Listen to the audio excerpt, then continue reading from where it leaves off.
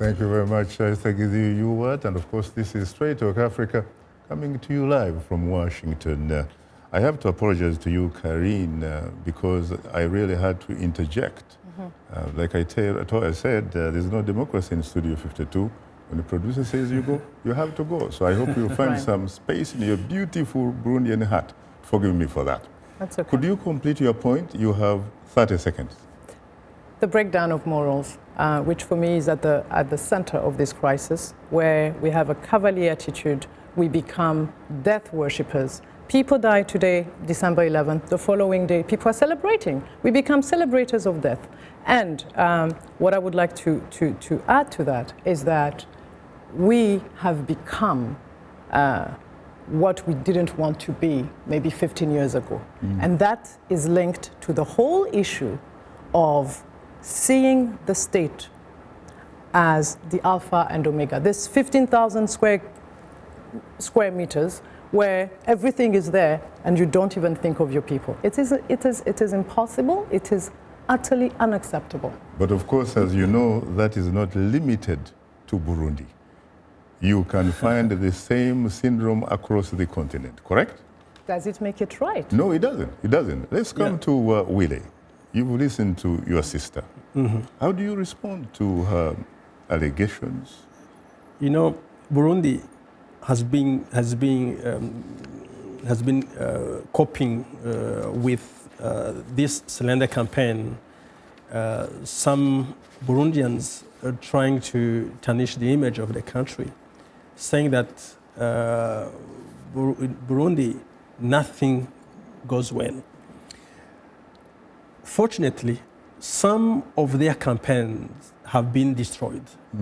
Before they were saying that the government of Burundi is arming a youth wing in Imbonerakure, that they have been trained in the DRC Congo in order to come back in Burundi and kill some citizens. And comparing them with the Rwanda Interahamwe. But at the end of the day, they found that this narrative was false, completely false. The people who have been shooting, killing people, they are from the opposition. Those who are being arrested, disarmed, are people from the opposition. So finally, this narrative collapsed. So they are all the time trying to bring in another narrative. Remember, they said in the police, we have Interahamwe, we have FDLR from Rwanda. The first person who has been caught, they found that he was a French citizen, a Burundian, but who is French. But they were about to kill him. Fortunately, he has been saved. But the second one, we found that he was someone from Uganda working for a telecom company. So finally, they said, this cannot work. So in Burundi, there's no FDLR, no Interahamwe.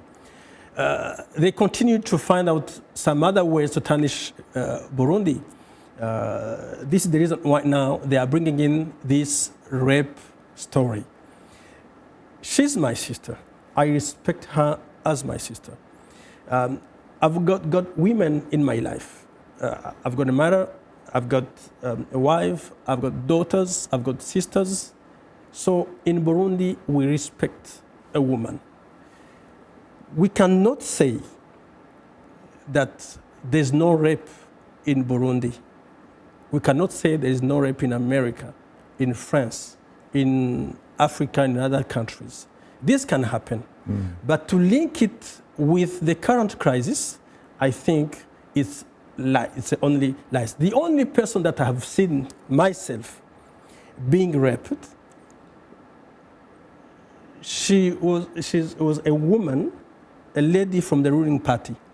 She has been abused and savagely killed. She didn't make a statement. No one from international media has covered it. It's like that woman had to be killed, and it's normal. And finally, 2 or 3 months later, we saw some comments on Radio France International, a woman claiming that she has been abused by the police. Security forces have dismissed this report. And finally, we got also other reports saying there are a lot of women that are being raped by youth wing Imbonerakure and some policemen that behave like a gang. I can assure you that this is not happening in my country. Yes, I believe rape can be used as a weapon, but in Burundi, it's not the case. Rape can be also used by women as a weapon. I've seen here in America, when you are campaigning, people come out and say, I've been raped, I've been abused 30 years ago. This can be true or wrong, but I'm telling you that rape in all the sides can be used as a weapon. So for now, they are using it as a weapon to continue the campaign of slander against Burundi. The government of Burundi takes these allegations seriously and all the time investigates to check whether it's true or wrong. Is it possible that perhaps you probably don't know the fundamental root causes of why Burundi is where it is today, meaning that you may in fact be dealing with symptoms of a problem, frankly, that you have hardly identified? Because if you had identified the fundamental root causes of your problems, frankly, you should be reasonably in control of the affairs of your country, specifically the capital. Absolutely. We know the fundamental, we know the root of our problems. What is it? Wow. You know, there's persons who are behind this campaign of distortion, of lies, of slander. Those persons have tried even to overthrow elected institutions. They started by spreading false information, false stories, and finally they went into the streets trying to barricade roads, to burn tires, vehicles, even individuals. But some of these guys, Willy, are your former comrades, your former colleagues. People like Rajab, for example. Yeah, Rajab is... let me finish my point about the source, the origin of the conflict. You know, if you look at everything that is happening in Burundi, when you come in Burundi, you see that the real situation on the ground is much different from the situation that is spread on the internet. You're talking about the countryside. Yeah, I'm talking not only the countryside, even in Bujumbura, because you talked, when we started this show, you talked about Musaga. Specific areas, really, in the suburbs yes, of the about Nyakabiga. Yes. They are neighborhoods like hills. Right. In Burundi, we have more than 3,000 hills. We don't hear about Kamenge anymore. Yeah, but in we the have 90s, we heard about Kamenge. We have more than 3,000 hills. When these things are happening in 4 or 5 hills out of 3,000, it means, yes, it's a problem, but we have to address those issues according to our laws, our constitution, because it came from people who didn't want to follow the path of democracy. Because in democracy, you have to respect the decision of the people. Those persons cannot say they represent the entire country. It's impossible. This is the reason why when they fail on this battle, they find another way to continue to harm and distort information. I see. And this slander campaign really exists. I see. So this is the reason why she brought in another campaign of ethnicity, saying people who are being killed are people from one ethnic group. But how this can come in a country where we have in the army 50% Hutus and 50% Tutsis, in the police the same thing, in the government we have Hutus and Tutsis, and in all the sectors of the life of the country, the Hutus and Tutsis are there. Only them can see this ethnicity. Carine, I don't know, of course, what you would say about that. Maybe you, in fact, say it is perhaps sharing power between those individuals who are involved.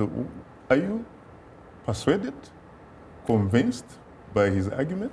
Oh, absolutely not. And why not? Let me just go through a couple of things he said. Well, first of all, I find it a bit offensive as a Burundian that we would compare the situation in Burundi to other countries.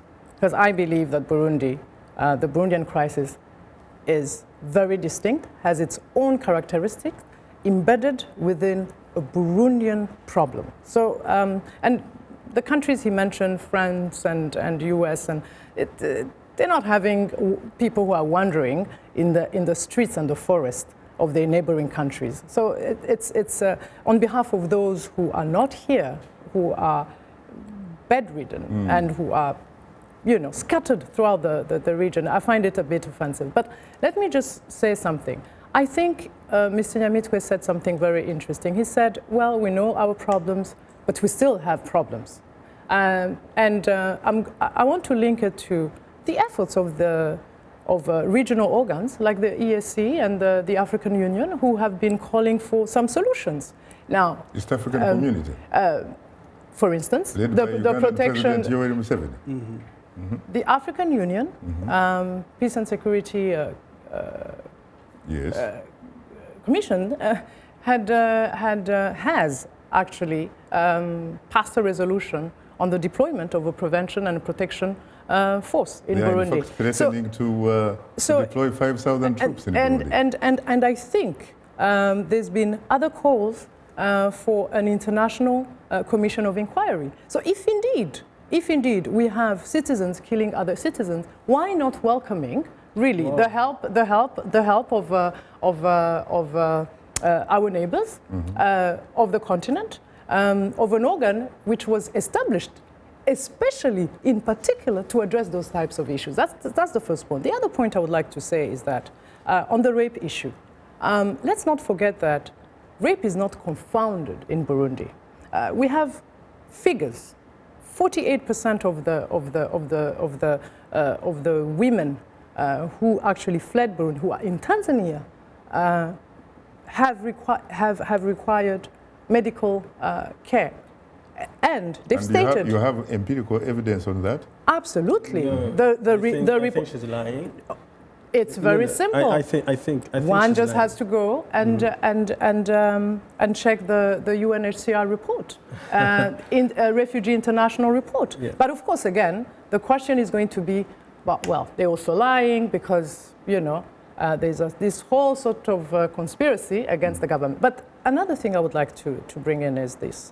The majority and the minority, people who have never wanted democracy. Now, the minority are Hutus and Tutsis. Right. Yeah. In the minority, we have Hutus and Tutsis. Okay. When you talk about those two groups, where do you leave the Bagano, for example, and the Batwa, the Pygmies? Yeah, they're supposed to be Burundians. Yeah, they are there. They are Burundians. Unfortunately, ladies and gentlemen, again, time is not our best ally. We'll come back to that and more later, and perhaps we should be looking at possible solutions. You are tuned in to Straight Talk Africa. We'll have more of a discussion in a moment.